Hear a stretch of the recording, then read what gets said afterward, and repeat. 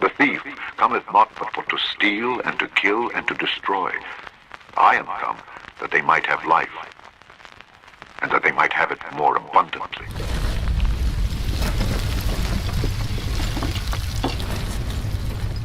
When the European invader came here in the late 1490s, there were 112 million of us in this Republic of the United States. It's not a country, it's a republic.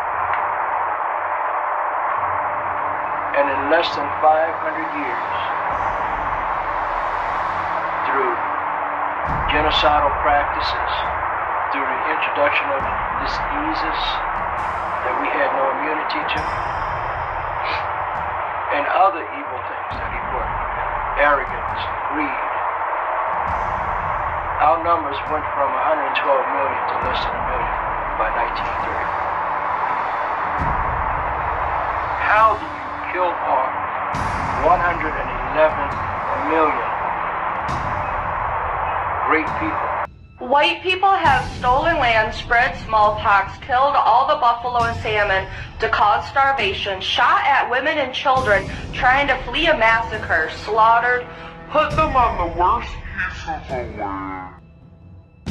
Because thou hast had a perpetual hatred, and hast shed the blood of the children of Israel by the force of the sword, in the time of their calamity, in the time that their iniquity had an end, therefore, as I live, saith the Lord God, I will prepare thee unto blood, and blood shall pursue thee. If thou hast not hated blood, even blood shall pursue thee. Why don't you make your own movies? Because then you can do it exactly the way you want to do it. You are making me really angry now. Because I want to tell you in simple chapter and verse that I have tried to get on before the American public, before the world, a movie about the American Indians and the manner in which we committed as a country genocide upon those people. And I have been told to go take a flying, you-know-what, at a rolling donut. They don't want to hear about it. They don't want to hear that America followed a policy of genocide.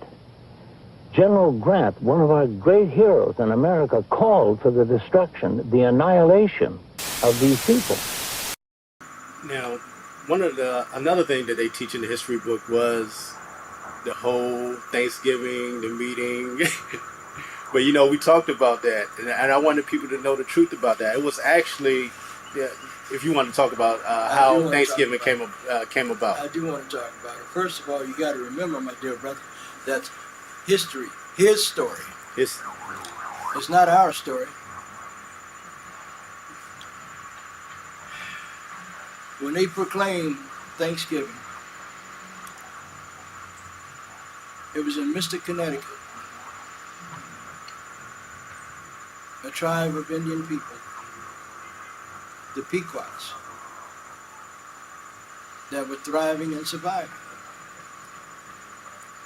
But shortly after, we taught these white people how to farm and how to take care of the land and raise food. They got beside themselves. A few years after they started prospering, they decided that they were going to take their women and their children out to a big field and have a cookout celebration.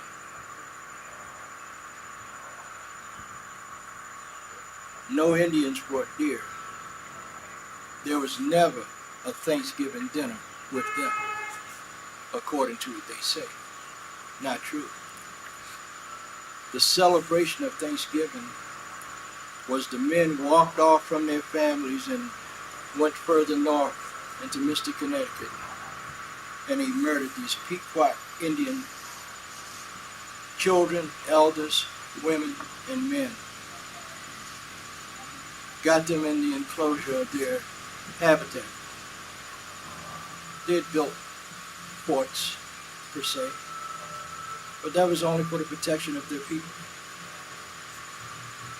And they trapped them in where they couldn't get out, and they set it on fire, and they burned them to death.